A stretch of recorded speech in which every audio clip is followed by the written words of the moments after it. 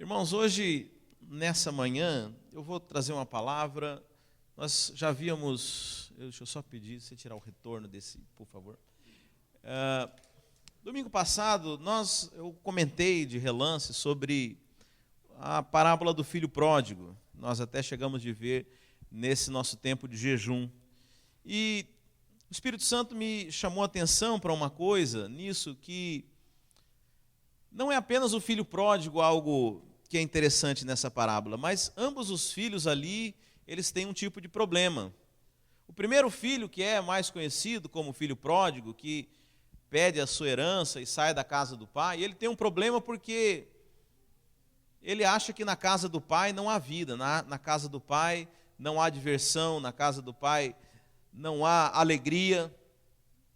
E você conhece a história, esse filho, ele passa um tempo ausente, depois de se dar muito mal, de acabar o dinheiro, ele lembra do seu pai e retorna para a casa dele. Mas aí nós temos um problema com outro filho, que é o irmão dele, que fica com ciúmes do seu irmão e fala para o pai: olha, eu trabalho há tanto tempo aqui, né, você nunca me deu um carneiro para fazer uma festa com os meus amigos e etc. Obrigado, ficou bom com a Luiz. E o pai fala: olha, filho, tudo que eu tenho é seu. Então, na verdade, o outro filho também, da mesma forma que o primeiro, não conhecia direito o seu pai. Não se via na posição de filho, mas talvez se via na posição de empregado de alguma coisa. E meditando sobre isso, por que nós chegamos a falar sobre isso? Domingo passado nós estávamos falando sobre características de quem ama a Deus.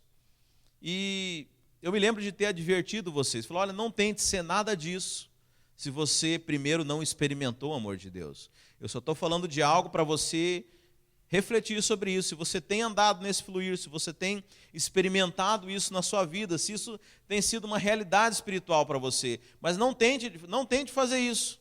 O problema nosso é quando nós olhamos para as coisas que têm aparência espiritual e queremos imitá-las. Mas as coisas espirituais, elas não se imitam.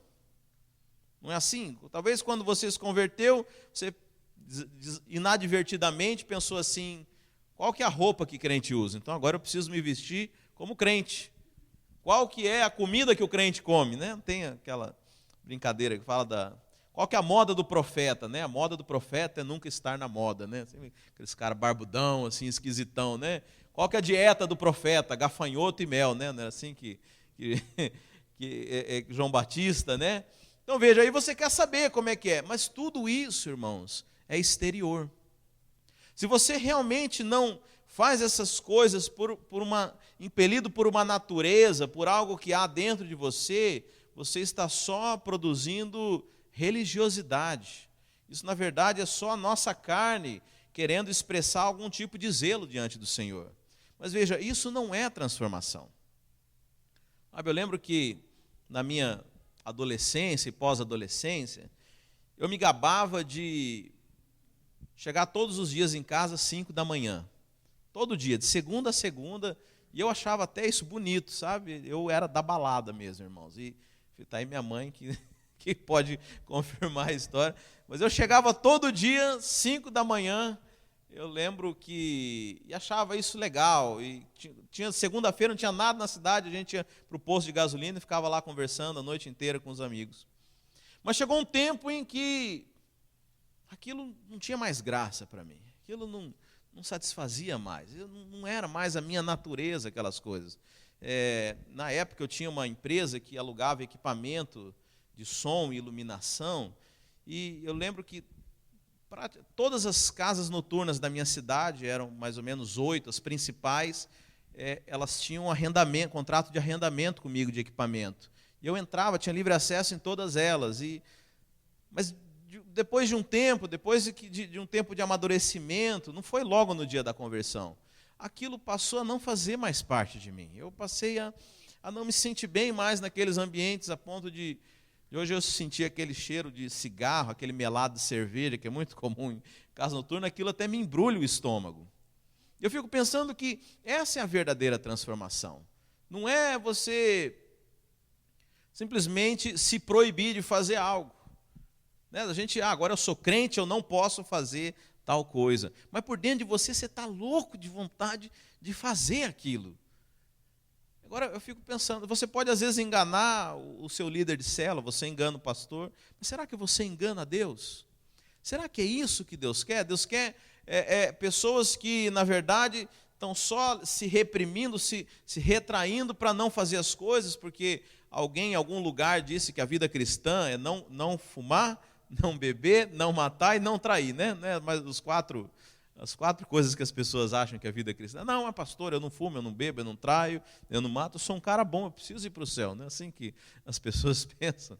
Mas nós precisamos, na verdade, receber esse amor de Deus.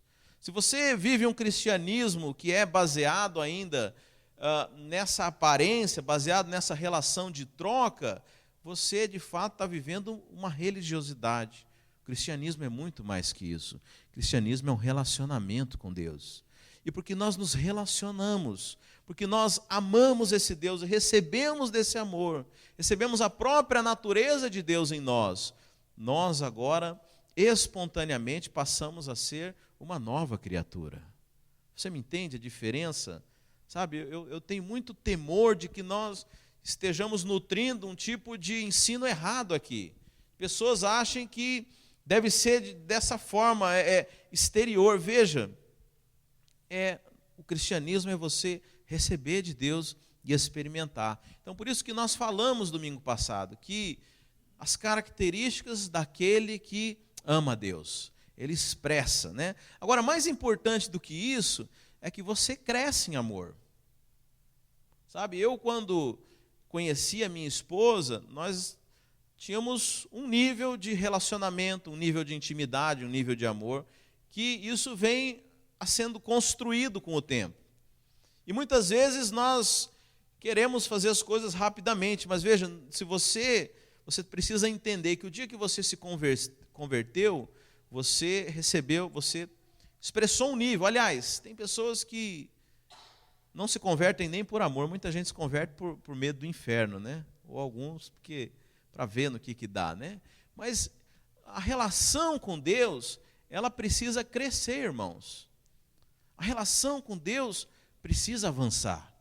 Se fosse apenas você se converter e agora você, uma vez salvo, está resolvido o problema, a gente podia já partir para a glória, né, irmãos? Mas há um tempo em que nós precisamos amadurecer nesse relacionamento. Sabe, eu fico pensando que existem algumas parábolas que são realmente de arrepiar na Bíblia, né? E as piores são aquelas em que o cara chega diante de Deus e o cara chega achando que fez tudo certo. Não, Deus, nós expulsamos demônios e nós fizemos isso em teu nome, não sei o que e tal. E Deus fala assim, olha, em verdade vos digo que não vos conheço. Nossa, que palavra dura de se ouvir isso. Mas Deus onisciente não conhece alguém, irmãos? Será que Deus não conhece? Existe alguma pessoa na terra que Deus não conheça? Sabe, eu entendo que Deus está falando de intimidade, de conhecer verdadeiramente a Deus.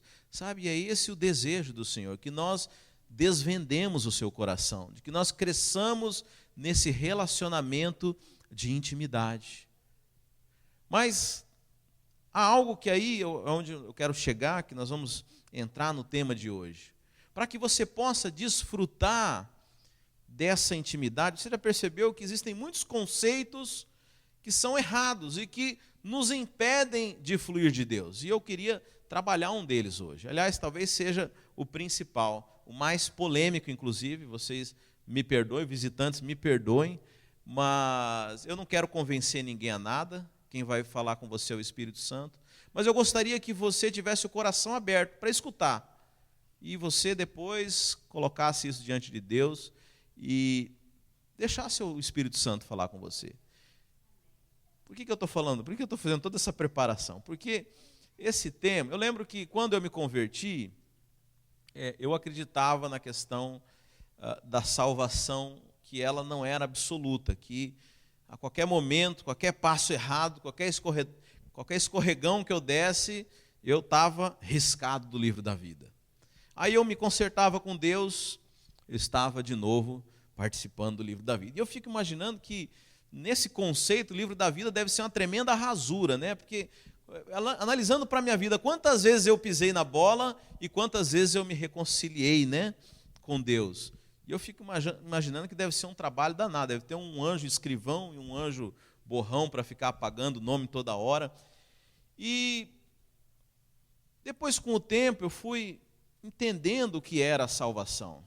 E hoje eu estou convencido, irmãos, de que a nossa salvação é algo absoluto, é algo que Deus nos concedeu, aliás, é pela graça, não é baseado naquilo que eu faço. E uma vez salvo, eu sou salvo para sempre. E parece algo assim, apenas de doutrina, né? Algo que é apenas uma questão do que você acredita ou não, né? Até durante muito tempo, minha esposa e eu pensávamos assim, o irmão não acredita que não perde a salvação, então ele que guarda a sua salvação e anda junto conosco. Mas tem um problema muito sério com isso, por trás dessa doutrina. Porque essa doutrina diz o seguinte, que se você pisar na bola com Deus, Deus te corta da lista, você está fora. Não é assim que diz essa doutrina? Então, como é que eu posso confiar num Deus que o amor é condicional?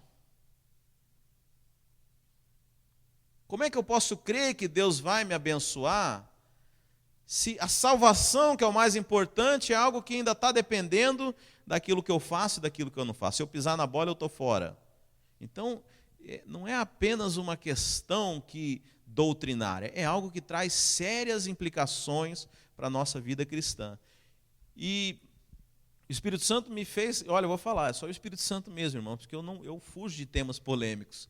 Mas o Espírito Santo me impeliu a trazer essa palavra, porque o primeiro passo para você fluir no amor de Deus é você entender isso.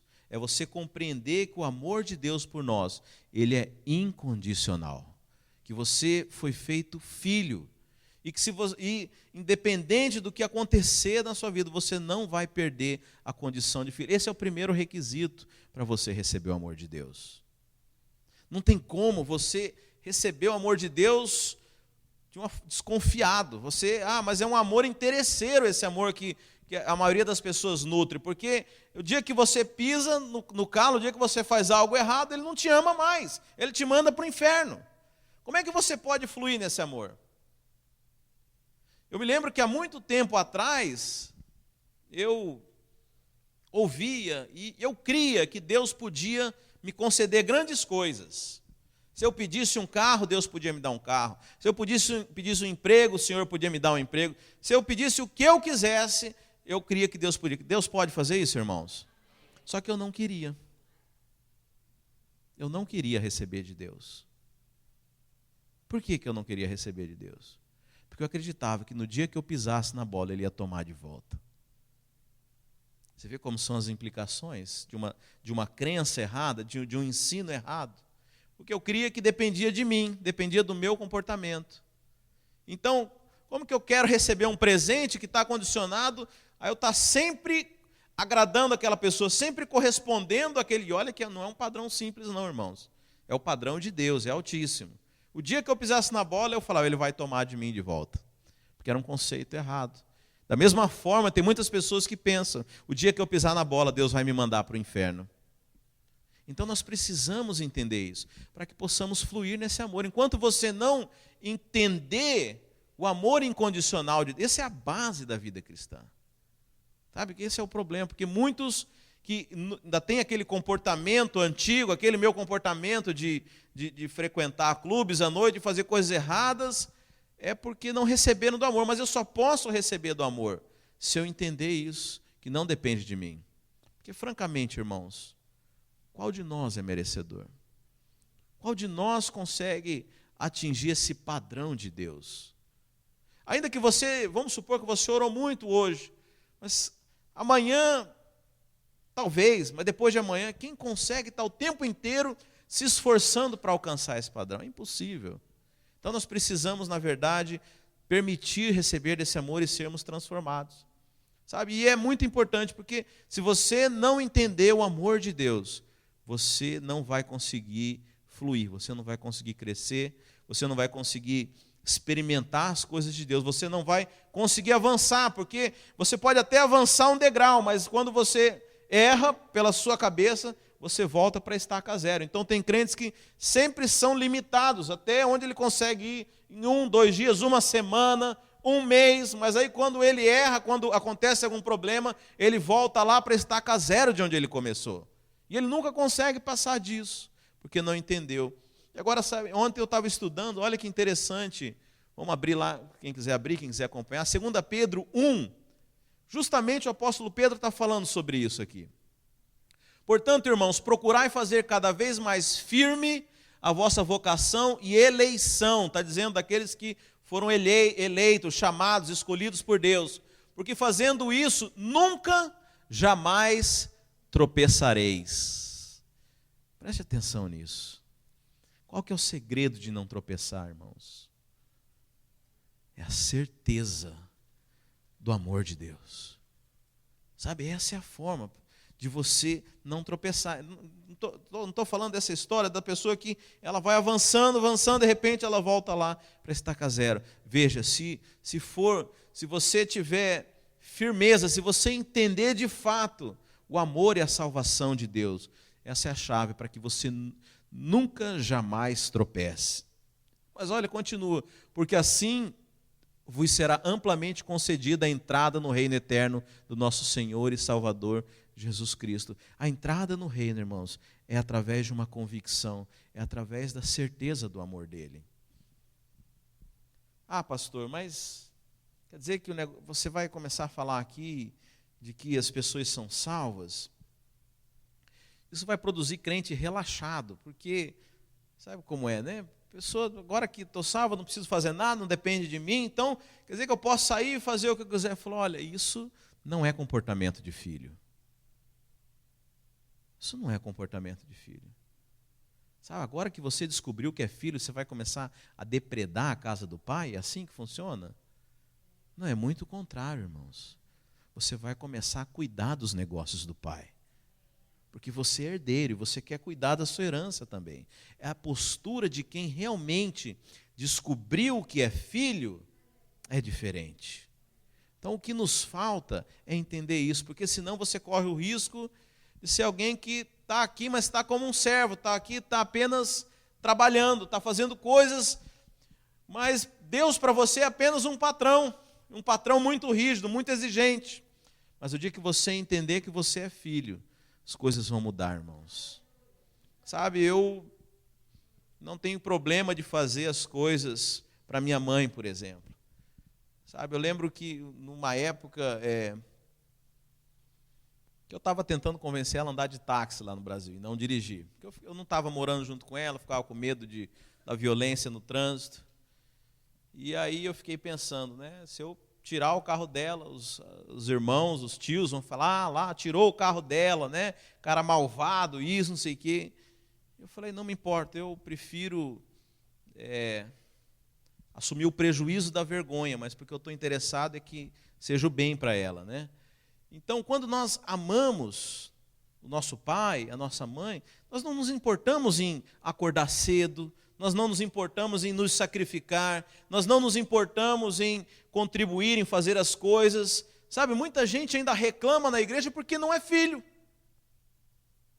Porque se vê como um estranho na casa do pai.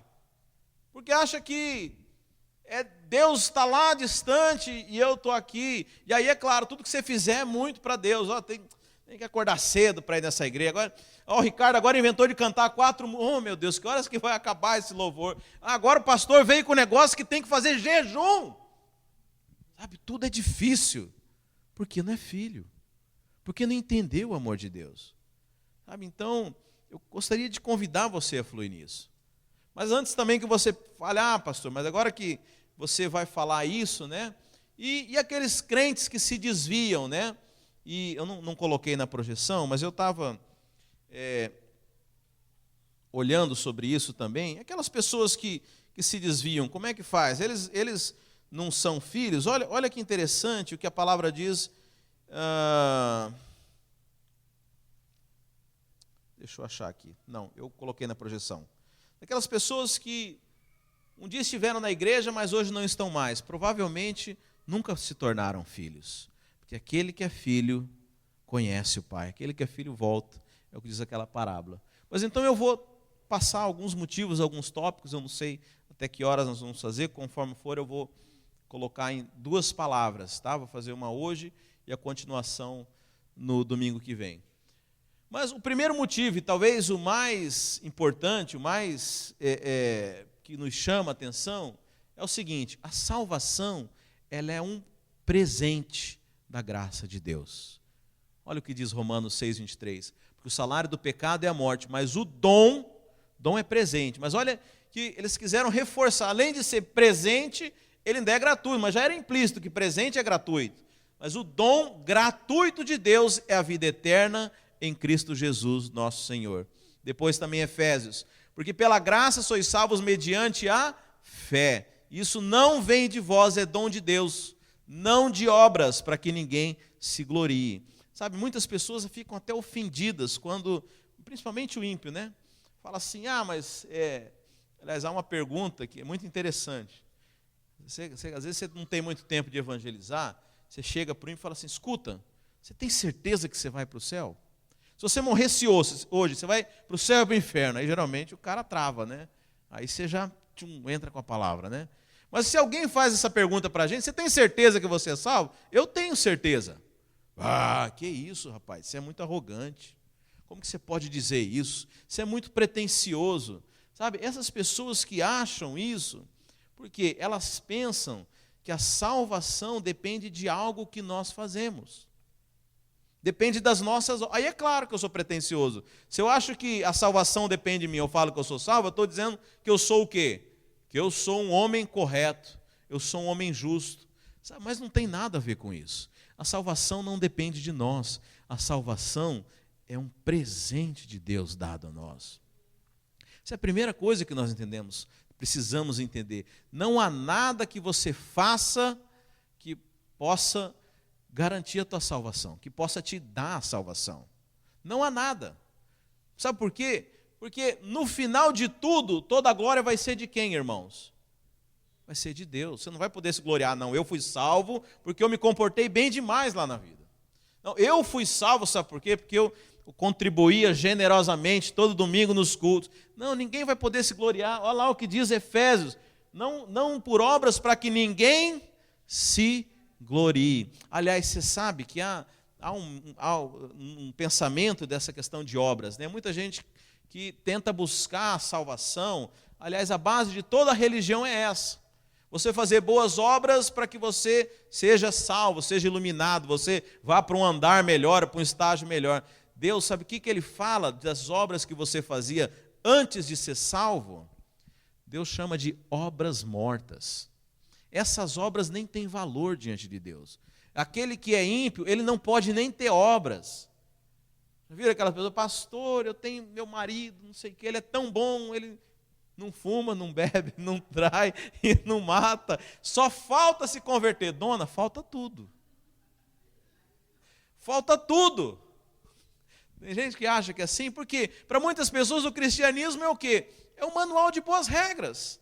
É só a boa conduta, é só você se comportar. Agora eu pergunto, se fosse assim, que difere o cristianismo de qualquer outra religião do mundo? O que nos difere do islamismo? O que nos difere do espiritismo, do kardecismo, de qualquer outra religião? Não é assim que toda religião prega? Você tem que ser bonzinho, você vai ser comportado, no final você vai ganhar um prêmio. Não tem diferença nenhuma. A grande diferença, o que nos torna diferente de todos eles, é que no cristianismo, Deus não abençoa você porque você é bom. Deus abençoa você porque Ele é bom. Um dia na eternidade, Deus decidiu te abençoar. E Ele é bom. Não é o que nós fazemos. Sabe, durante muito tempo, se você começar a estudar o livro de Romanos, você vai entender o que significa a lei. E veja, a lei, na verdade, não são aqueles 10 mandamentos, não. Eram mais de 600 mandamentos e ordenanças que os homens deveriam guardá-los. Mas o próprio apóstolo Paulo diz que homem nenhum conseguiu guardar a lei. Ninguém conseguiu. Lembra do jovem rico que falou para Jesus que ele guardava todos os mandamentos? Mentira. O único que conseguiu guardar todos foi Jesus Cristo. E Tiago fala uma coisa interessante. Falou, olha, se você transgrediu um único mandamento da lei, você é réu de toda ela. Então não adianta. Ah, não, pastor, eu não traio, eu não mato, eu não fumo, eu não bebo.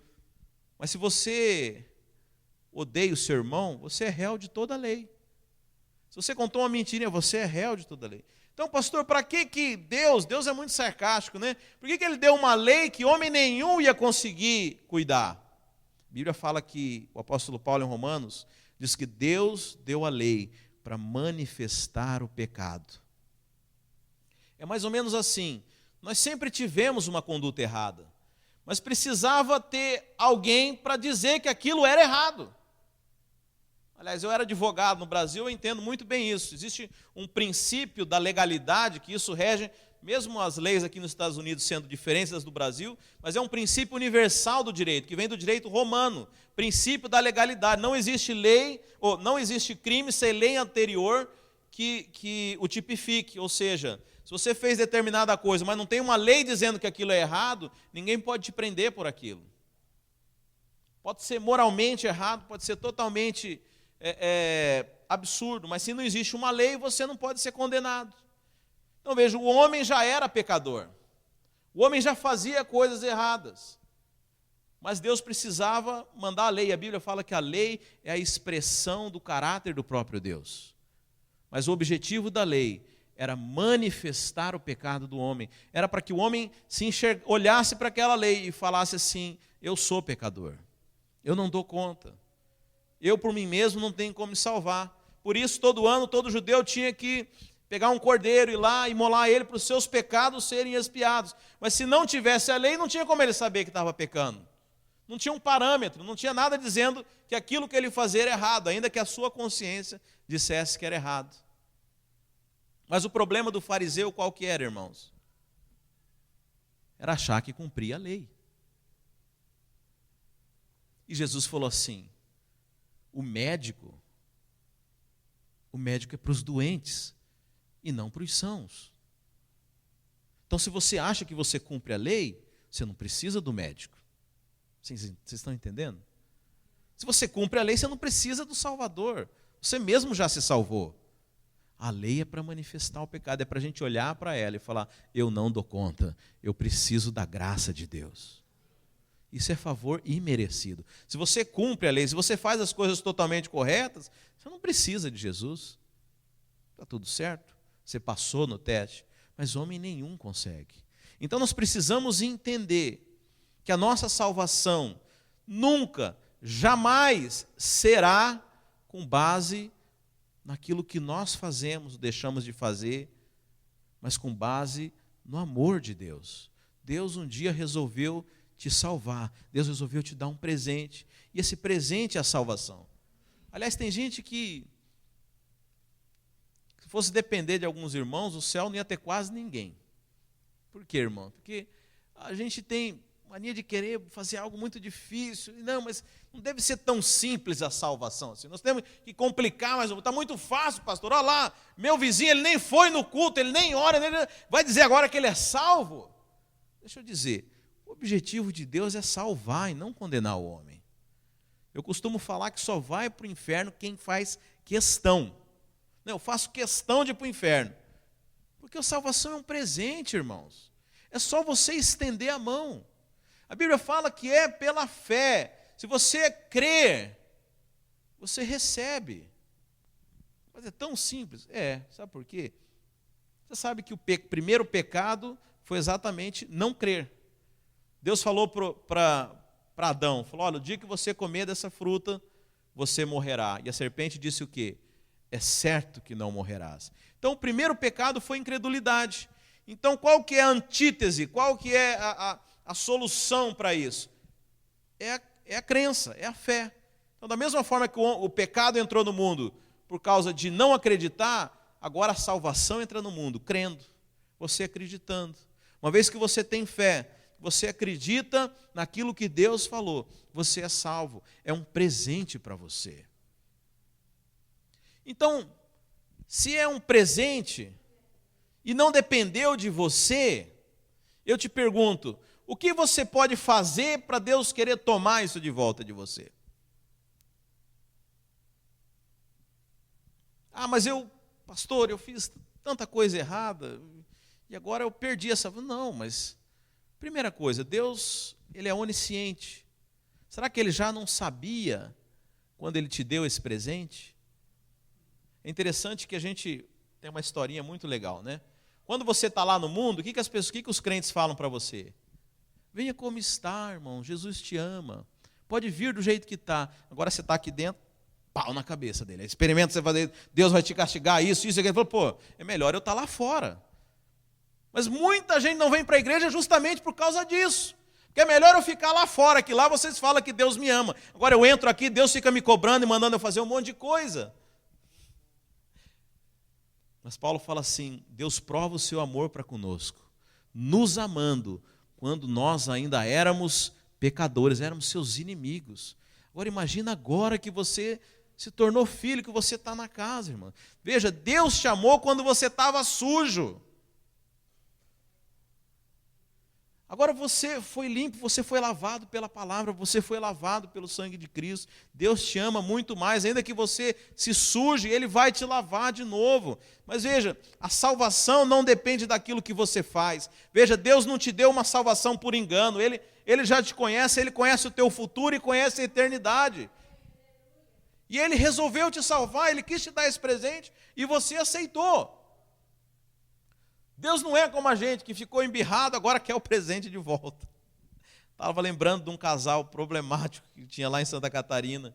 E a mulher ameaçou, o cara, ele já era um casal de uma certa idade, a mulher era separada do primeiro marido, e um ricaço lá começou a namorar com ela, e a maneira como ele segurava as pessoas em volta dele era com dinheiro. Ele dava presentes, e as pessoas cercavam, né? Ele comprava a atenção e o amor das pessoas com dinheiro. E toda vez que a mulher dele ameaçava separar dele, ele botava uma conta assim, falou, olha, eu investi tanto aqui na sua loja, eu te dei um carro, agora você tem que me devolver tudo isso. Então se tornava uma dívida impagável, mas Deus não é assim, irmãos. Na hora que você fizer algo de errado, Ele não vai pedir de volta esse presente. Porque você recebeu esse presente quando você era errado. Quando você andava torto, quando você fazia as coisas erradas. Então nunca foi pelo que você fez, mas é pelo que Ele fez. O desejo de Deus é salvar as pessoas.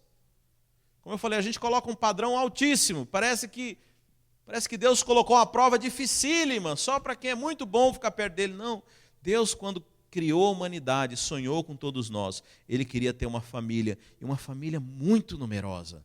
O desejo de Deus é ter muitos filhos, sabe, irmãos? Ele está de braços abertos, quanto mais filhos vierem, mais Ele quer receber. Mas a nossa impressão é que parece que Ele não quer ter muita gente lá no céu. Então Ele põe um padrão muito alto e é muito, muito difícil ser salvo. Não, irmãos, salvação é um presente de Deus. O Senhor está dando, o salário do pecado é a morte, mas há um dom, há um presente que é gratuito, que é a salvação. Não depende de obras, sabe? Não depende do que você faz. Então, isso é uma prova do amor incondicional de Deus. Ele te deu um presente, Ele não vai tomar de volta. O segundo aspecto que eu queria falar aqui, a nossa salvação, ela foi planejada por Deus. Olha o que diz Romanos 8, 29. Porquanto aos que de antemão conheceu, também os predestinou para serem conformes à imagem de seu Filho, a fim de que ele seja o primogênito entre muitos irmãos. E aos que predestinou, a estes também chamou, e aos que chamou, a estes também justificou, e aos que justificou, a esses também glorificou. Sabe, você acha que a sua vida começou no dia do seu nascimento, não é? A sua vida começou na eternidade. Há muito antes de você, muito antes desse universo ter sido criado, o Senhor já tinha sonhado com você, já tinha estabelecido quem você era, já tinha definido os caminhos por onde você ia andar, já tinha definido a sua salvação. Porque Ele é onisciente, essa relação de tempo e espaço que nós vivemos, Ele não está preso nela. Deus vê o começo, Ele é o começo e o fim, a eternidade, Ele enxerga como um todo. Então, se você falasse que a salvação pudesse se perder, fica parecendo que Deus não tem o controle das coisas. Imagina, Deus ia te dar a salvação, mas depois Ele, não devia ter dado para aquela, porque olha lá, olha o que o Elias fez. Agora eu me arrependi de ter dado esse presente para ele. Deus não é pego de surpresa, irmãos. Deus te conhece.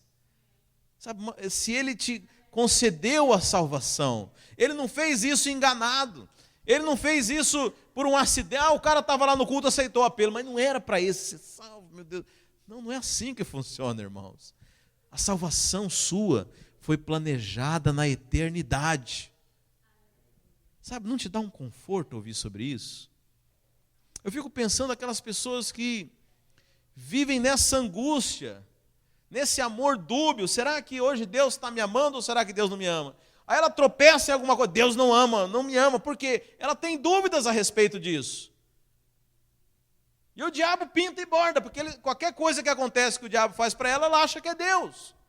Porque não conhece o amor do Pai. Você imagina que angústia você viver, como é que eu vou pregar para alguém da salvação se nem eu sei que estou salvo? Já pensou nisso? Como é que eu posso fazer? Como é que eu posso estar pregando aqui se eu não tenho certeza da minha salvação? Sabe, é fundamental para que você desfrute de uma vida plena, você entender isso aqui, do amor incondicional de Deus. Sabe, a nossa salvação não é brincadeira, irmãos. Ela foi planejada por Deus desde a eternidade. Você foi escolhido por Deus. Sabe? Nós precisamos ter convicção disso. Terceiro aspecto. Você acha que a salvação é apenas ganhar o direito de passar a vida eterna?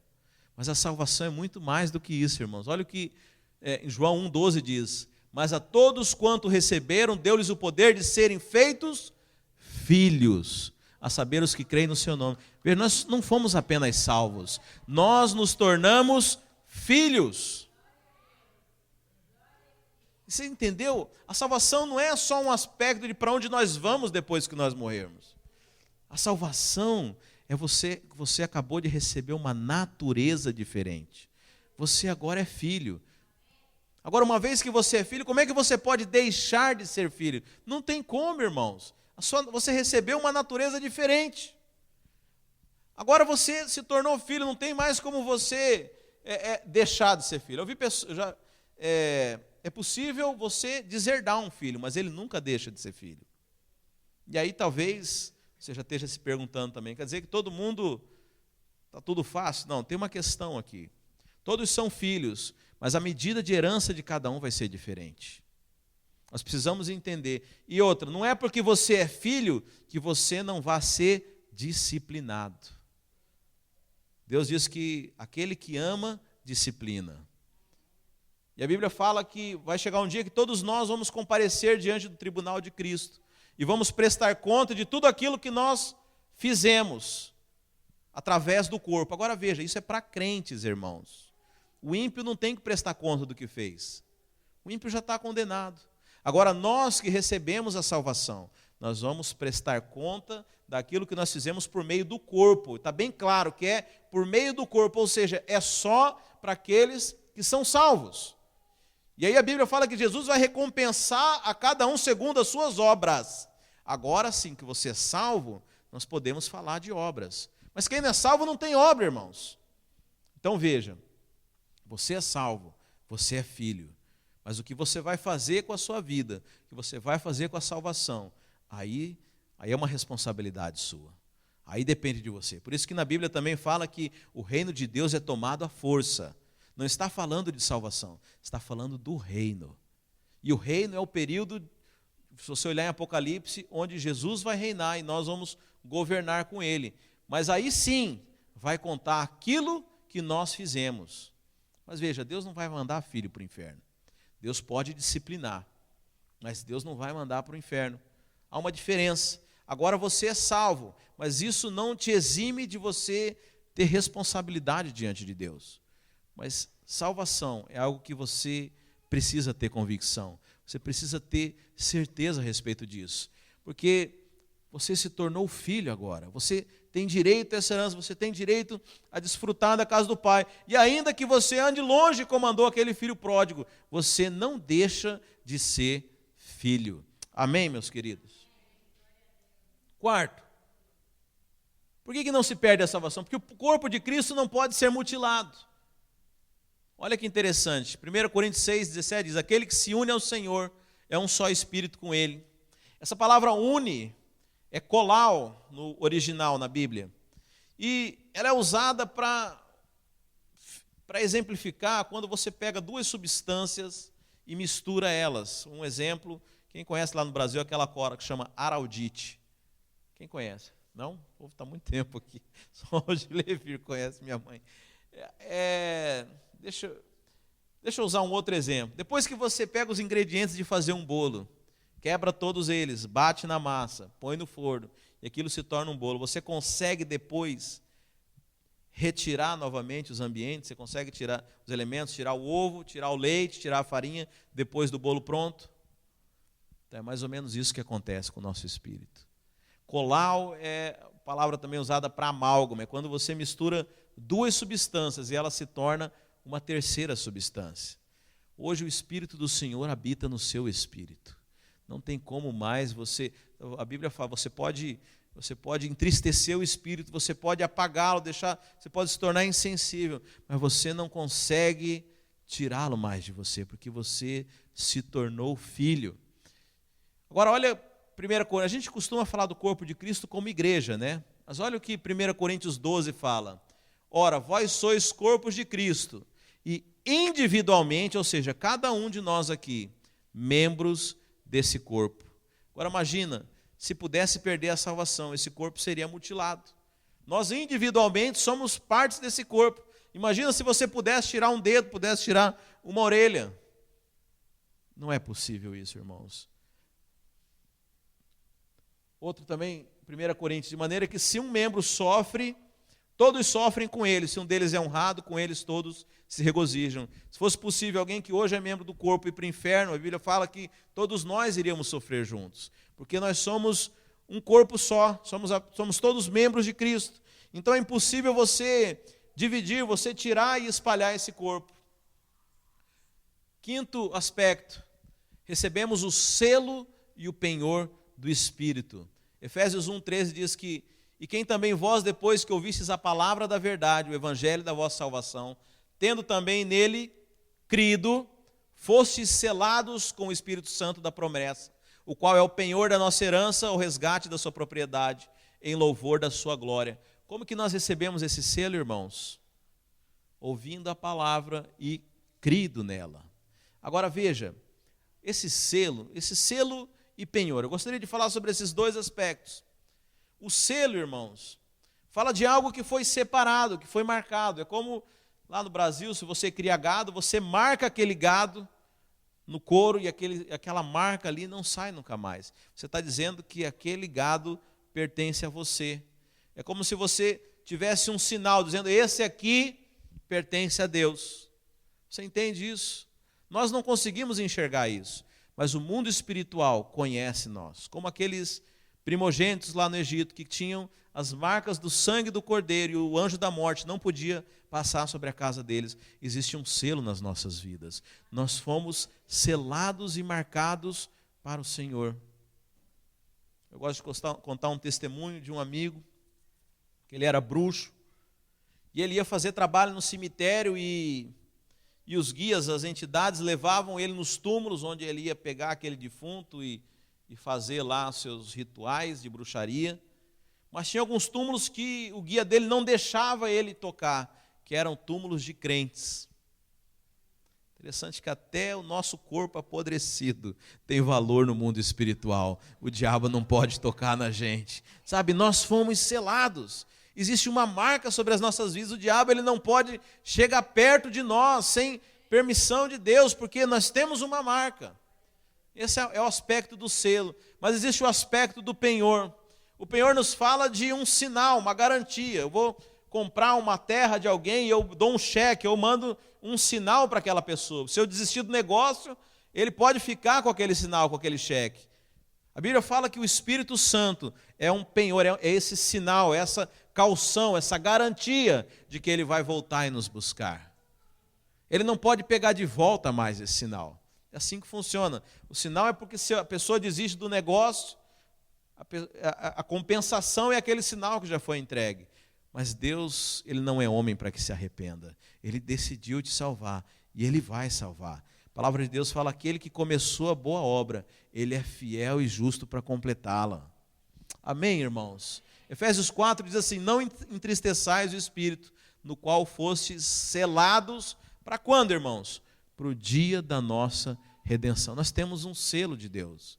Não tem como nós, homem nenhum pode tirar esse selo que foi Deus quem nos deu. Sexto aspecto. Interessante que nós vemos a salvação como algo que é nosso, mas hoje também nós somos de Deus. Nós somos comprados também. Então João 10, 29 diz assim: aquilo que o meu Pai me deu, Jesus falando, é maior do que tudo, e da mão do Pai ninguém pode arrebatar. Nós somos de Deus. Deixa eu falar, você foi comprado por um alto preço. Não foi barato. Não foi barato. Foi muito caro, irmãos. Você acha que Deus vai abrir mão agora? Ele comprou você e Ele não vai abrir mão de você. Da mão do Pai ninguém vai te arrebatar. Porque você foi... Ele é nosso, o meu amado é meu. Mas eu também sou do meu amado. Nós também temos um dono, nós somos comprados. Sabe, para que nós pudéssemos sair da mão de Deus, para que nós pudéssemos ser arrebatados, o diabo tinha que ser mais forte do que Deus para tomar, mas Deus não abre mão de você. Ele pagou muito caro pela tua salvação, Ele não vai mais abrir mão de você. A salvação é nossa, mas nós somos dele também. Somos guardados também pelo poder de Deus. 1 Pedro 1,5 diz que sois guardados pelo poder de Deus mediante a fé, para a salvação preparada para revelar-se no último tempo. Ou seja, é Deus quem guarda essa aliança. 2 Timóteo diz assim: e por isso estou sofrendo essas coisas. Todavia não me envergonho, porque sei em quem tenho crido, e estou certo de que é poderoso para guardar o meu depósito até aquele dia. Veja, olha que interessante. Nós achamos que quem guarda a nossa salvação somos nós, né? Mas a palavra diz que quem guarda a sua salvação é o próprio Deus. É Ele que não vai deixar. Se fosse nós, que pena, né? Às vezes não damos conta de guardar tão poucas coisas, damos conta de coisas tão simples. Mas a Bíblia diz que é o próprio Deus quem guarda a nossa salvação. Não depende de nós. E por último, irmãos, finalizando, somos preservados pela fidelidade de Deus. Aquilo que eu falei, você não é salvo porque você é bom, você é salvo porque Ele é bom. João 5,24, em verdade vos digo, quem ouve a minha palavra e crê naquele que me enviou, tem a vida eterna. Não entra em juízo, preste atenção, mas passou da morte para a vida.